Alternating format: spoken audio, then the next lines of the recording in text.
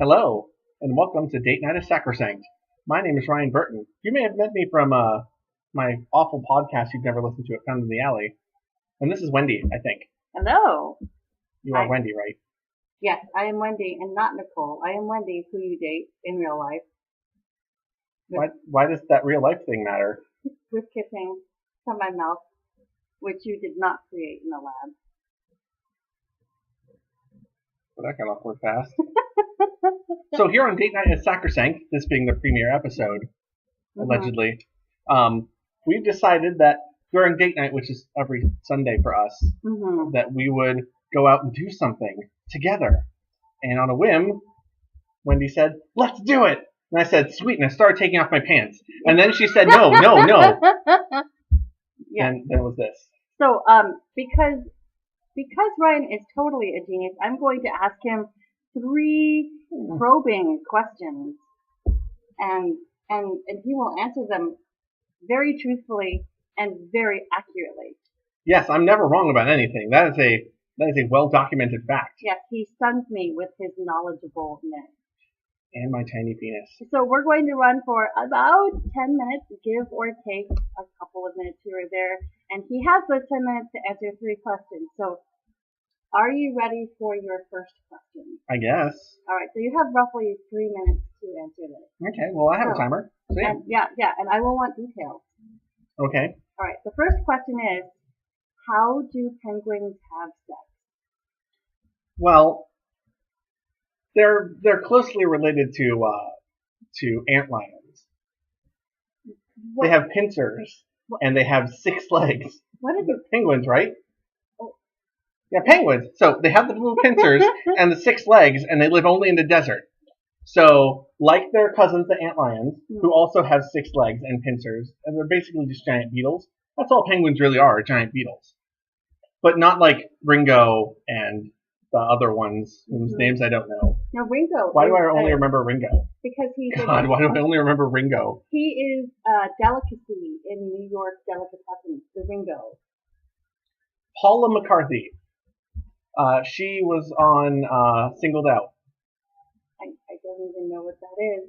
But okay, so penguins are like what? They're like little pincher beetles, but they're like 2.5 feet tall. They're like pretty big pincher beetles. And where do you find them? In the deserts. Okay. They wind up laying their eggs.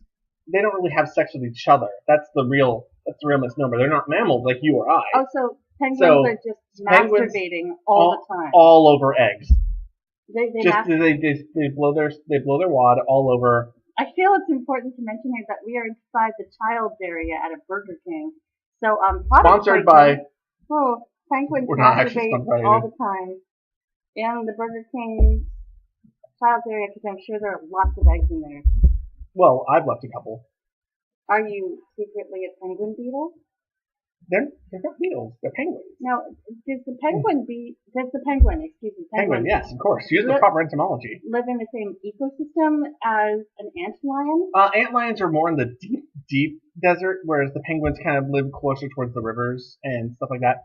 Imagine like Egypt or Chad or the Democratic Republic of Congo.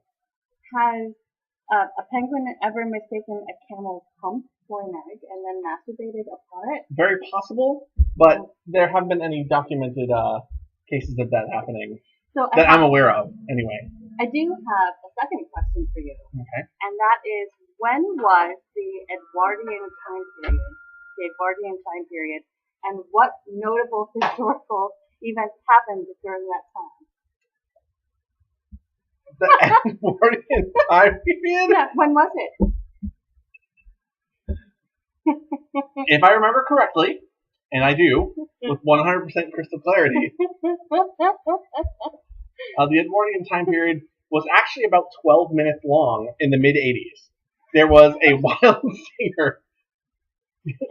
What is your problem? The artist formerly known as Edward. No, that was his last name. His first name was actually Paul. It was Paul Edward. Paul Edward, okay. Paul Edward had this amazing song. I'm sure you guys have heard it. It's a little earworm. If I sing it to you, it's going to drive you insane. So I'm just going to let you know that Paul Edward wrote an amazing song in the 80s That was Edwardian time, and that song, if you heard it right now, would feel like the same 6 chords over and over again, just like burrowing into your soul, like an antlion burrowing its eggs into the hump of a camel. I thought it was penguins that. They're closely related. Oh, okay. I'm a little dense about these things. I have to I say that understand. having 6 whole chords in a song is actually fairly busy, since we usually have the 1 chord and the 4 chord and the 5 chord, and then No, he only used the 6. just he uses Only 6. In all of his entire song catalog, it's only 6 chords. Oh, so does he ever change keys, or No, is he always just like? No, he has a very reliable locksmith. He doesn't need more keys. It's a skeleton key. No, he's not a necromancer. You promise. I promise you that Paul Edwards Of the Edwardian era is not a necromancer. I make no regard for any other previous or future Paul Edwardses and their necro powers. Oh, so our viewers can Google this. What is the name? Right up here. Yeah, Google is up there. What is the name of the incredibly catchy Paul Edwards song? You know, it's actually covered by Sipple and Ollie. Oh. Yeah, you remember that song? I do. Yeah, you don't want me to tell you the name of that song. Oh, I think there's, for that one viewer, which is going to troll us and then piss us off, we should tell. That would be Omega. Omega. Is that the name of the song? It was from a game that he wrote. See, the Edwardian era was great because he had so many influences He in the wrote world. a game and a song in 12 minutes? During his 12 minutes of fame, yes. That's a busy coffee break.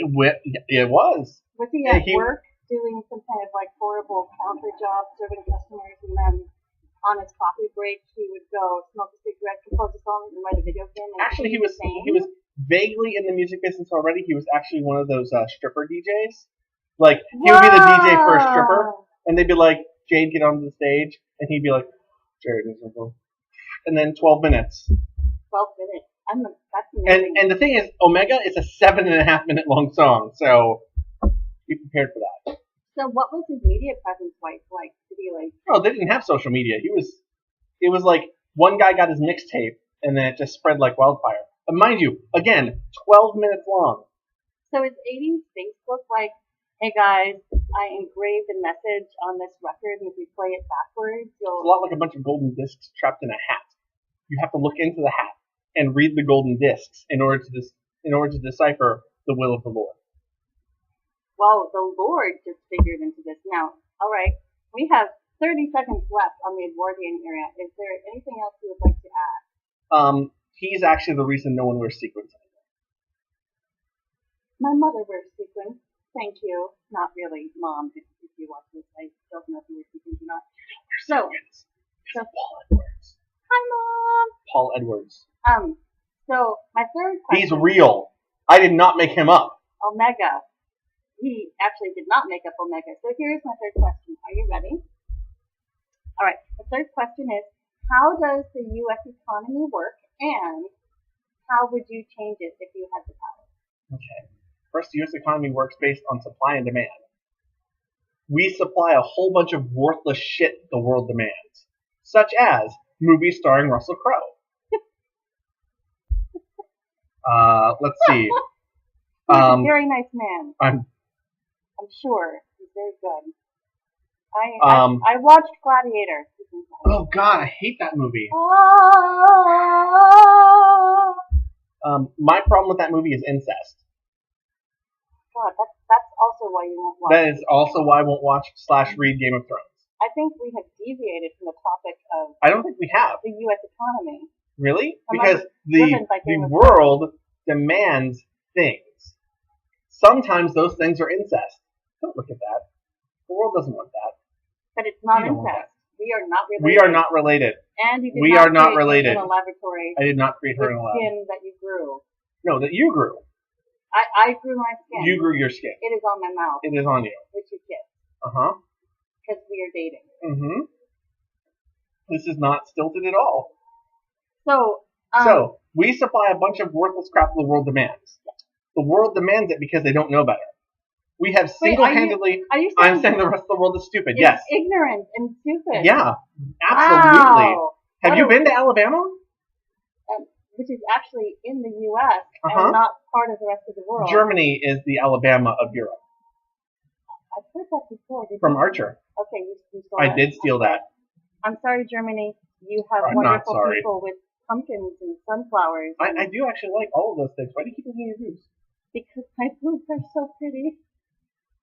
I was looking at my thumbs. Oh, yeah. Sure. Oh, if I look at my thumbs, it's like this. If I look at my boobs, it's like that. Thumbs, boobs. Thumbs, boobs. Now, you see, as part of the world, you demanded that she look at her boobs. And we're supplying that on the screen right now. That is basically how our economy works. Do you guys want tomatoes? 1 minute. Do you guys want tomatoes? How would you change We make tomatoes. the U.S. economy? Why would I change it? We got it handled. We own everything. Unemployment? We own it. Poverty. We own it. Hunger. We own that too. Homelessness. Yeah. I think our economy needs to change. I don't. You're a monster. I've been saying that for weeks. So I think this should lead perfectly into our outro, which is... I'm Ryan Burton, and I'm fucking amazing.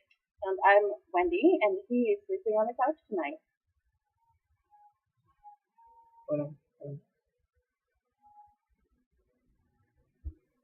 Back to your boobs. Back to your phone. Back to your boobs.